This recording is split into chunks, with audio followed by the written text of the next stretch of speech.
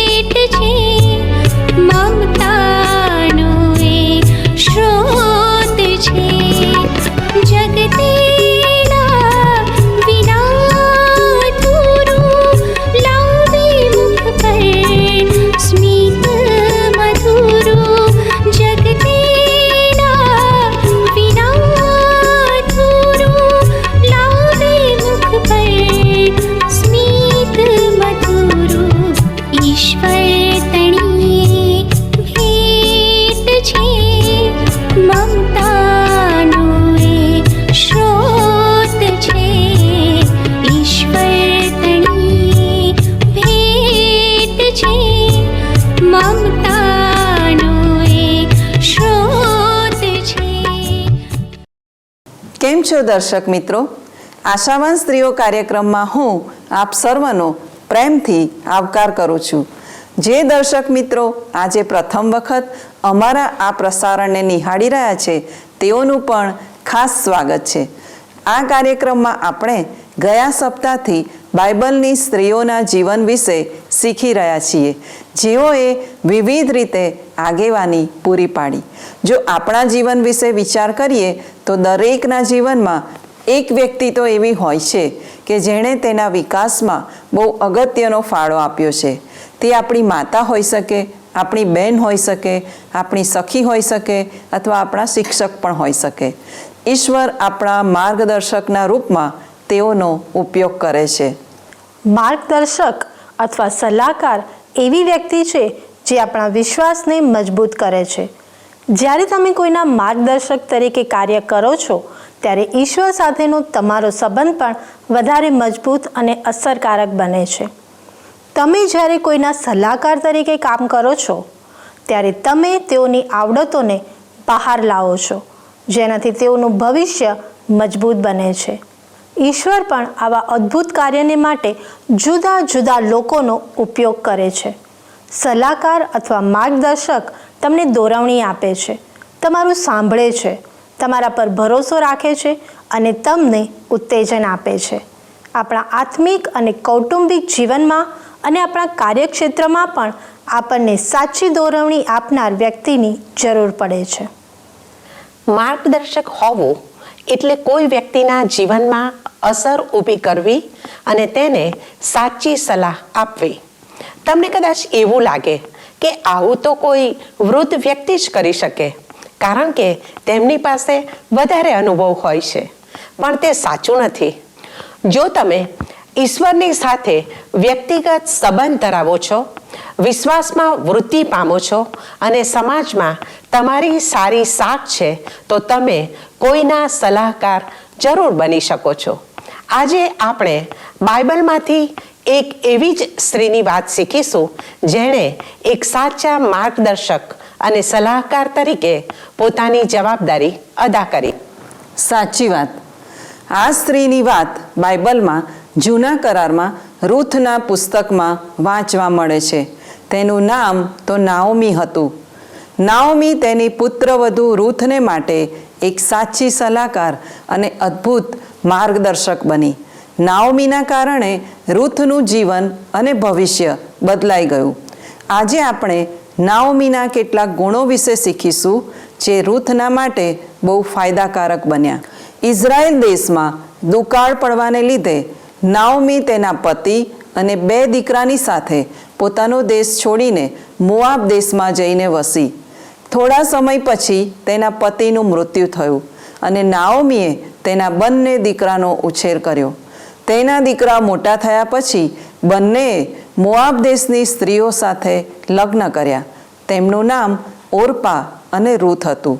થોડા વખત પછી નાઓમીના બંને દીકરા પણ મરણ પામ્યા. તેની બંને પુત્રવધુઓ પણ વિધવા થઈ. તેથી નાઓમીએ પોતાના દેશમાં પાછા જવાનો નિર્ણય કર્યો. નાઓમીએ તેની બંને પુત્રવધૂને પોતાના ઘરે પાછા જવાની અને ફરીથી લગ્ન કરવાની સલાહ આપી. ઓર્પા પોતાના ઘરે પાછી ગઈ, પણ રૂથે નાઓમીની સાથે જ રહેવાનો નિર્ણય કર્યો. રૂથના સમર્પણને લીધે નાઓમી તેને પોતાની સાથે બેથલેહેમ લઈ ગઈ. નાઓમીની સાથે તેના ઈશ્વર હતા. તેણે પોતાના વતનમાં પાછા ફર્યા પછી રૂથને બોઆઝની સાથે લગ્ન કરવાની સલાહ આપી. નાઓમીની સલાહ અને સહકારથી રૂથે બોઆઝ સાથે લગ્ન કર્યા.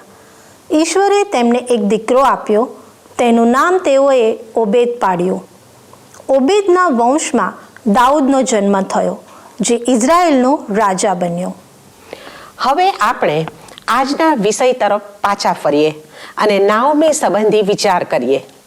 નાઓમીના પતિના મૃત્યુ પછી તેના માટે કોઈ આશા દેખાતી નહોતી, પણ નાઓમીએ પોતાનું દુઃખ, પીડા અને નિરાશાને બાજુ પર રાખીને ઈશ્વરને તેનો ઉપયોગ કરવા દીધો. પોતાના પતિ અને બંને દીકરાના મરણ પછી તે મોઆબ દેશમાં એકલી હતી. તેના ભવિષ્યની કોઈ આશા દેખાતી નહોતી. નાઓમી બધી રીતે ખાલી થઈ ગઈ હતી. હવે તેની પુત્રવધુઓને પણ તે દોરવણી આપી શકે એમ નહોતી. તે સાથે તે વૃદ્ધ પણ હતી. તેથી હવે તે એકલી પોતાના વતનમાં પાછી જઈને પોતાના દિવસો પસાર કરવા માંગતી હતી. નાઓમી અને તેની બંને પુત્રવધુઓના વાર્તાલાપ પરથી આપણે કહી શકીએ કે તેઓના સંબંધો મજબૂત હતા. તેને જ લીધે રૂથ આવું અદ્ભુત સમર્પણ કરતા કહે છે કે તારા લોક તે મારા લોક ને તારો દેવ તે મારો દેવ થશે. તેઓના પ્રેમભર્યા સંબંધોને લીધે જ રૂથે નાઓમી પર અને તેના ઈશ્વર પર ભરોસો મૂક્યો. વાલી બહેનો, આપણી જેમ જ નાઓમીના જીવનમાં પણ ઘણા ચઢાવ ઉતાર આવ્યા હશે. ઈશ્વરની અને તેના કુટુંબની સેવા કરવાની તેની ઈચ્છાને લીધે જ તેની યુવાન પુત્રવધુ રૂથને તેણે બોઆઝ સાથે લગ્ન કરવા દોરવણી આપી. નાઓમીનું જીવન આગેવાનીનું એક ઉત્તમ ઉદાહરણ પૂરું પાડે છે. તેના પ્રેમને લીધે જ રૂથ સાથે તેના સંબંધો મજબૂત બન્યા. નાઓમીની દોરવણીને લીધે જ જે ઈશ્વરને રૂથ જાણતી નહોતી તેને તેણે પોતાના ઈશ્વર તરીકે સ્વીકારી લીધા. નાઓમીની વાત આપણને શીખવે છે કે જ્યારે ઈશ્વર કોઈ આગેવાનને પસંદ કરે છે ત્યારે ગમે તેવી મુશ્કેલી આવે પણ તે પોતાનું સારું કાર્ય કરવાનું ચાલુ જ રાખે છે. મારી બહેનો, સ્ત્રીઓ તરીકે આપણે પણ બીજા લોકોની સાથે નાઓમી જેવા બનવાની જરૂર છે. નાઓમીના જીવન પરથી જે બાબતો મને શીખવા મળે છે તે એ છે કે તેની હતાશાના સમયમાં પણ તે કોઈ માણસની પાસે ગઈ નહીં, પણ તેણે ઈશ્વરને પુકાર કર્યો. તેણે કોઈ પણ ફરિયાદ કરી નહીં. નાઓમી જાણતી હતી કે મારી સહાય તો કેવળ ઈશ્વર છે. તેથી તેની નિરાશાના સમયે તે સૌ પ્રથમ ઈશ્વરની પાસે ગઈ. બીજી બાબત હું કહીશ કે તે ઈશ્વરની આગળ પ્રામાણિક હતી. તેણે પોતાનું સર્વસ્વ ગુમાવ્યું હતું, તો પણ ઈશ્વરની આગળ પોતાની લાગણીઓ ઠાલવે છે. અચોક્કસતા મધ્યે પણ નાઓમીનો વિશ્વાસ અડગ રહે છે, કારણ કે તે જાણતી હતી કે ઈશ્વરની ઈચ્છાથી જ આ બાબતો તેના જીવનમાં બની છે. તેણે મુશ્કેલ સ્થિતિમાં પણ પોતાની દ્રષ્ટિ ઈશ્વર તરફ રાખી. રૂથના પુસ્તકમાં નાઓમી 2 વખત ઈશ્વરને સર્વશક્તિમાન કહીને સંબોધે છે. મારી વાલી બહેનો, નાઓમીના જીવન પરથી આપણે પણ શીખીએ કે ઈશ્વર આપણને નિષ્ફળ બનાવવા માટે જીવનમાં સંકટ લાવતા નથી, પણ આપણે ઈશ્વરની હજુરમાં બેસીએ અને તેમને આપણા ઈશ્વર તરીકે યાદ રાખીએ. તે માટે મુશ્કેલ સમયમાં તે આપણને ઘડે છે. જો આપણે પોતે જ આપણી સમસ્યાને હલ કરવાનો સતત પ્રયત્ન કરીએ તો ઈશ્વરને મહિમા આપી શકીશું નહીં. ગીતશાસ્ત્ર 46:10 બાઇબલ જણાવે છે, જાના રહો, નિશ્ચય જાણો કે હું દેવ છું. હું વિદેશીઓમાં મોટો મનાઈશ, હું પૃથ્વીમાં મોટો મનાઈશ. મિત્રો, ઈશ્વર મુશ્કેલ સંજોગોમાં પણ આપણા દ્વારા અને આપણામાં કાર્ય કરવાનું ચાલુ જ રાખે છે. પણ આપણને એવું લાગે છે કે ઈશ્વરે આપણને મૂકી દીધા છે. નાઓમીએ પણ પરદેશમાં પોતાના પતિ અને 2 પુત્રોને ગુમાવ્યા. હવે તેની પાસે ભવિષ્યની કોઈ આશા નહોતી અને બહુ થોડી વસ્તુઓ સાથે તે પોતાના વતનમાં પાછી ફરી. પણ ઈશ્વર તેની સાથે હતા અને ઈશ્વરની યોજના જુદી હતી. વહાલા દર્શકો, જ્યારે આપણા જીવનમાં પણ મુશ્કેલીઓ આવે ત્યારે ઈશ્વર આપણી સાથે રહીને પોતાનું કાર્ય ચાલુ રાખે છે. નાઓમીના જીવનમાં પણ ઈશ્વરે કાર્ય કરવાનું ચાલુ રાખ્યું. રૂથને તે પોતાની સાથે બેથલેહેમ લાવી. બોઆઝ સાથે તેના લગ્ન થાય તે માટે તેને દોરવણી આપી. તેના આ નિર્ણયથી તેઓના જીવનમાં આશીર્વાદ આવ્યો. રૂથ દ્વારા નાઓમીને દીકરો થયો અને તેના કુળમાં આ જગતના ઉદ્ધારક ઈસુ ખ્રિસ્તનો જન્મ થયો. નાઓમીની જેમ આપણે પણ એક માર્ગદર્શક તરીકે મુશ્કેલીના સમયમાં કોઈને મદદ કરનાર બનીએ.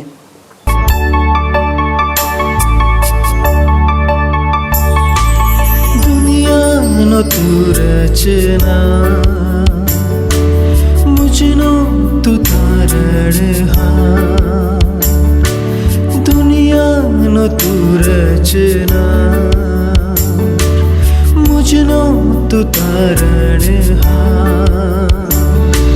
શરણે તારા આવું હું, કરજે મારો સ્વીકાર, કરજે મારો સ્વીકાર. દુનિયાનો તું રચના, મુજનો તું તારણહાર. દુનિયાનો તું રચના, મુજનો તું તારણહાર. શરણે તારા આવું હું, કરજે મારો સ્વીકાર, કરજે મારો સ્વીકાર. દુનિયાનો તું રચના.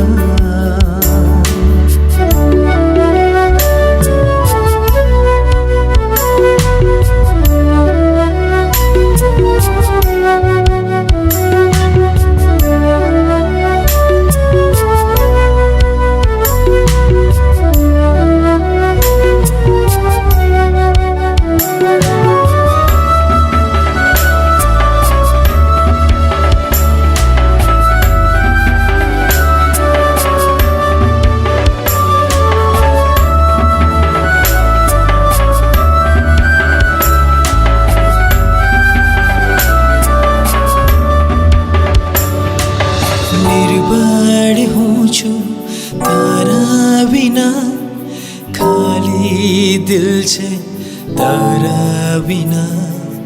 નિર્બળ હું છું તારા વિના, ખાલી દિલ છે તારા વિના. તુજ સામર્થ્ય મુझने ભરજે પ્રભુ, કરજે મારો સ્વીકાર. तुझ सामर्थ्य मुझने भरजे प्रभु, करजे मारो स्वीकार, करजे मारो स्वीकार. પ્રિય દર્શકો, આપ નિહાળી રહ્યા છો કાર્યક્રમ આશાવાન સ્ત્રીઓ. આજના કાર્યક્રમમાં આપણે નાઓમી કેવી રીતે રૂથને માટે એક માર્ગદર્શક બની તે વિષયમાં અભ્યાસ કરી રહ્યા છીએ. નાઓમી પોતાનું સર્વસ્વ ગુમાવી દેવાથી પોતાના દેશમાં પાછી ફરી અને તેની પુત્રવધુ રૂથ પણ તેની સાથે આવી. તે બંનેના ભરણ પોષણ માટે રૂથે ખેતરમાં કામ કર્યું. નાઓમી તો હવે વૃદ્ધ થઈ હોવાથી તે રૂથને મદદ કરી શકે એમ નહોતી. પણ જ્યારે તેણે બોઆઝ વિશે સાંભળ્યું ત્યારે તેણે ઈશ્વરનો આભાર માન્યો અને રૂથને લગ્નનો પ્રસ્તાવ કેવી રીતે મૂકવો તે સંબંધી તેની સાથે વાત કરી. નાઓમીની ઈચ્છા હતી કે રૂથને સારું ઘર મળે અને સારો પતિ મળે.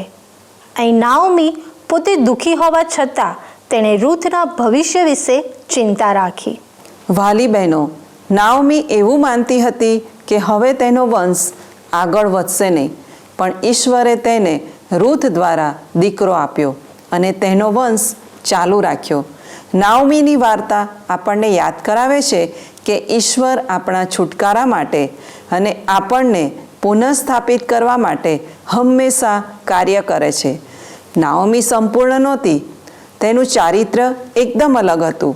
તેના દુઃખના સમયમાં પણ તેણે રૂથની સંભાળ લીધી. મારી બહેનો, આશાવાન સ્ત્રીઓ તરીકે આપણે નાઓમીના જીવન પરથી શીખીએ કે કુટુંબને માટે એક ઉત્તમ માર્ગદર્શક કેવી રીતે બની શકીએ. નાઓમી એક આદર્શ પત્ની હતી જે પોતાના પતિની સાથે મોઆબ દેશ સુધી ગઈ. નાઓમી સંબંધોનું મૂલ્ય પણ સમજતી હતી. પોતાની બંને પુત્રવધુઓ સાથે તેણે બહુ સારો વ્યવહાર રાખ્યો અને નાઓમી તેઓ માટે એક નમૂનો પૂરો પાડનાર બની. એક આગેવાન તરીકે આપણે યાદ રાખીએ કે આપણું જીવન બીજાઓને માટે એક આદર્શ નમૂનો પૂરો પાડનાર હોવું જોઈએ.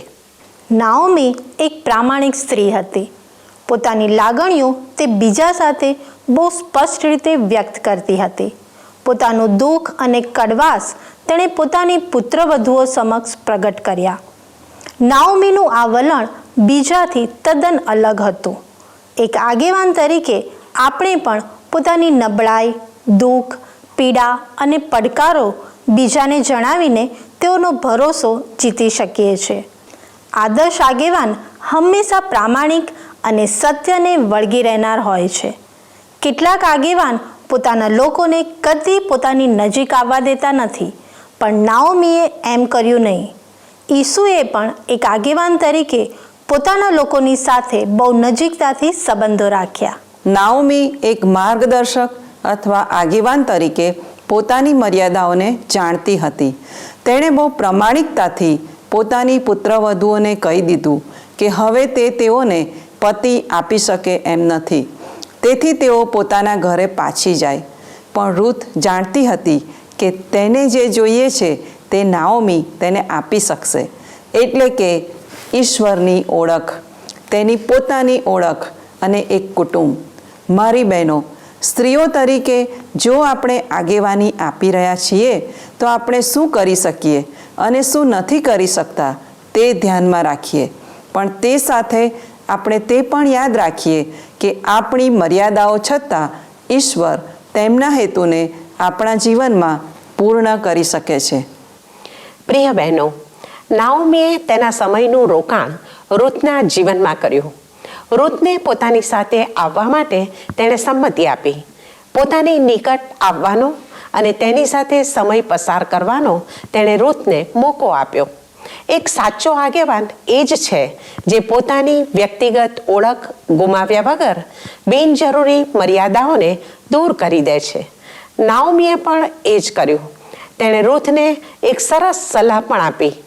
રૂથે કેવી રીતે બોઆઝની પાસે જઈને લગ્નનો પ્રસ્તાવ મૂકવો તે માટેની જરૂરી સૂચનાઓ પણ આપી. વાલી બહેનો, તમે એક આગેવાન તરીકે કુટુંબમાં કેવો ભાગ ભજવો છો?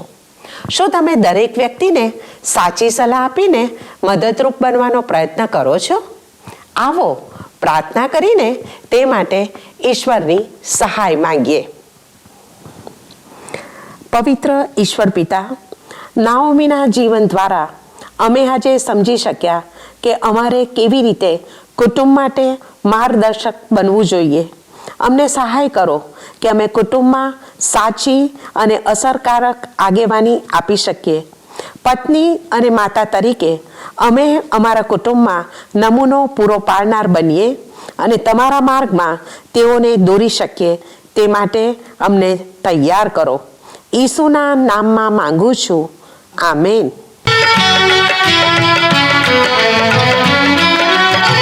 દેવ यहोवा मुझ आधार, देव यहोवा मुझ आधार।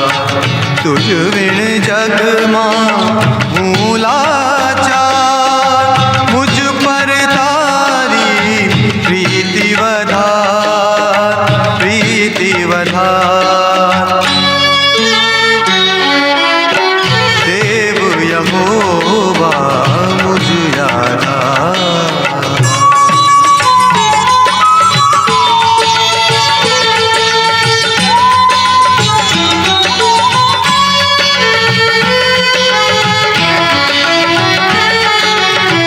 गढ़ मजबूत ने किल्लो मारो, हे प्रभु तू छे तारणहारो।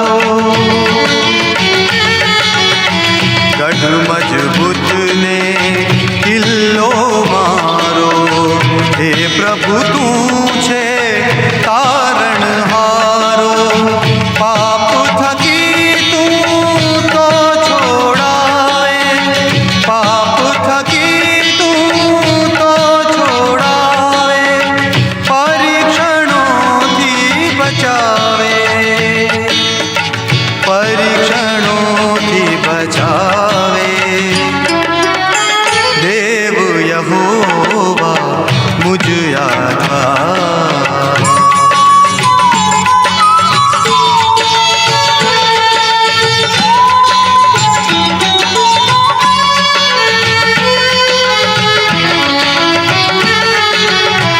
तारा विधियो सन्मुख राखूं, न्यायपणाનું ફળ હું ચાહું। તારા વિધિઓ સન્મુખ રાખું, ન્યાયપણાનું ફળ હું ચાહું। આજ્ઞા તમારી મુझ मन સાપો, આજ્ઞા તમારી મુझ मन સાપો। કૃપા એવી આપો, કૃપા એવી આપો। દેવ यहोवा मुझ आधार।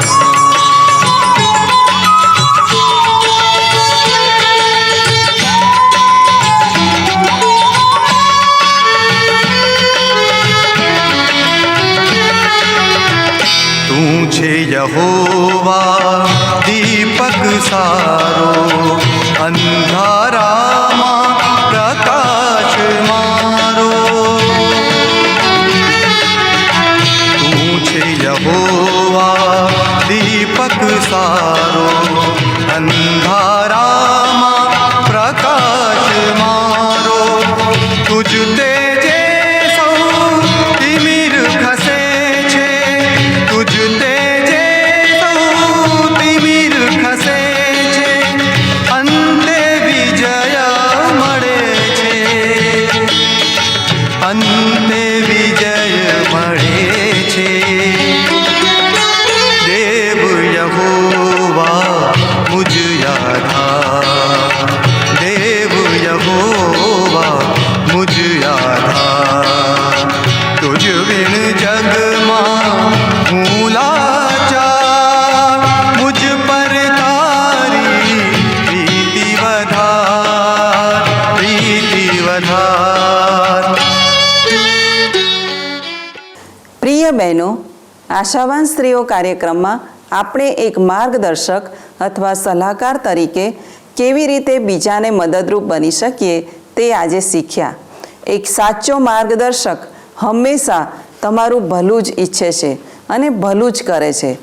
નાઓમીએ રૂથના માટે જે શ્રેષ્ઠ હતું તે કર્યું। તેણે રૂથ પર અધિકાર જમાવ્યો નહીં અને બધી જગ્યા પર તેની સાથે ગઈ નહીં। એક સાચા સલાહકારની આ વિશેષતા છે। તે હંમેશા પોતાના માટે નહીં પણ બીજાના માટે વિચાર કરે છે। એક આદર્શ સલાહકારની પાસે આપો અને લો એવી ધારણા હોતી નથી। નાઓમી અને રૂથના સંબંધોમાં પણ સાચો પ્રેમ અને એકબીજાની કાળજી લેવાની ભાવના હતી। તે સાથે નાઓમીએ રૂથને તેના જીવનનો નિર્ણય લેવાની પૂરી સ્વતંત્રતા આપી. સાચો માર્ગદર્શક એ જ છે જે તમને દોરવણી આપે છે પણ તમારા જીવન પર અધિકાર ચલાવતો નથી. જ્યારે તમારો આગેવાન તમારું ભલું કરનાર હોય ત્યારે તમે પણ તેને વફાદાર રહેવાનો પ્રયત્ન કરો છો. એક આદર્શ આગેવાન તમને તમારી અગ્રિમતાઓ નક્કી કરવામાં મદદ કરે છે. તમારા માટે શું અગત્યનું છે તે તમને શીખવે છે. તેથી આદર્શ સલાહકારની સલાહ માનવી તે પણ એટલું જ મહત્વનું છે. રૂથ તો એક જુવાન સ્ત્રી હતી, પણ તે જુવાન પુરુષની પાસે ગઈ નહીં. તેણે નાઓમીની સલાહ માની. કદાચ તે બોઆઝની સાથે લગ્ન કરવાનો ઇનકાર કરી શક્યો હોત, પણ રૂથની માર્ગદર્શક તરીકે નાઓમી એવા માણસ વિશે વાત કરે છે જે પ્રમાણિક ને સન્માનનીય પુરુષ હતો. યાદ રાખો, પુરુષના દેખાવ કરતાં તેની પ્રમાણિકતા અને ઈશ્વરનો ભય વધારે મહત્વ ધરાવે છે. આ અગ્રિમતાઓ ધ્યાનમાં રાખીને આગળ વધવા નાઓમીએ રૂથને મદદ કરી. તે સાથે નાઓમી અને રૂથ બંને એકબીજા સાથેના સંબંધોમાં મજબૂત હતા. રૂથ નાઓમીને પોતાની બધી વાત કરતી હતી. એક સલાહકાર તરીકે આ અગત્યની વાત છે કે સામેની વ્યક્તિ બહુ સરળ રીતે પોતાની બધી વાતો તમને કહી શકે. તે સાથે નમ્રતા પણ એક સલાહકાર માટે અગત્યનો ગુણ છે. સારા આગેવાન કે સલાહકાર હંમેશા નમ્રતા રાખે છે. કોઈ પણ વ્યક્તિ જે ઈશ્વરને ઓળખે છે, ઈશ્વરની સેવા કરે છે અને તમારું ભલું ઈચ્છે છે, તેને તમે તમારા માર્ગદર્શક કે સલાહકાર તરીકેનું સ્થાન આપી શકો છો. એક આગેવાન તરીકે તમારા ગુણો ફક્ત તમને જ નહીં પણ તમારા સાથી કાર્યકરો અને તમારા કાર્ય તથા તેના પરિણામને પણ અસર કરે છે તે યાદ રાખો. એક આદર્શ આગેવાન તરીકે ઈસુએ આપણને આદર્શ નમૂનો પૂરો પાડ્યો છે. તેમણે લોકોની સાથે સરસ વાર્તાલાપ કર્યો, લોકોની જરૂરિયાતો પૂરી પાડી અને તેમના અનુયાયીઓને ઉત્તમ જીવન જીવવા પડકાર પણ આપ્યો. મિત્રો, ભલે તમે આગેવાન ના હોય, પણ તમારા જીવનને લોકો જુએ છે. તમારી સાથે સમય પસાર કરવાથી શું તેઓને લાભ થાય છે? તમારા શબ્દો અને કાર્યો લોકો પર કેવી અસર ઉપજાવે છે? શું તમે સમાજને માટે નાઓમી અને રૂથ બનવા તૈયાર છો? મારા આ પ્રશ્નો ઉપર બહુ ગંભીરતાથી વિચાર કરજો. વાલા દર્શકો, અમારો સમય હવે પૂરો થવા આવ્યો છે. અમારા કાર્યક્રમ સંબંધી આપના પ્રતિભાવો આ સરનામા પર મોકલી શકો છો.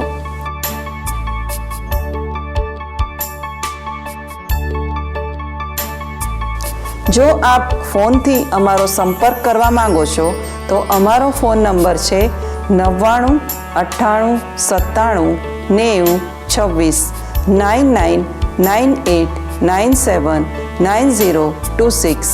આ નંબર ઉપર અમને મિસ કોલ કે SMS પણ કરી શકો છો. ઈશ્વર આપને નાઓમી જેવા ઉત્તમ માર્ગદર્શક અને રૂથ જેવી વફાદાર અને સમર્પિત સ્ત્રી બનવા સહાય કરે, એ જ મારી પ્રાર્થના છે. ધન્યવાદ. શું તમને આ કાર્યક્રમ ગમ્યો? અત્યારે જ અમને મિસ કોલ કરો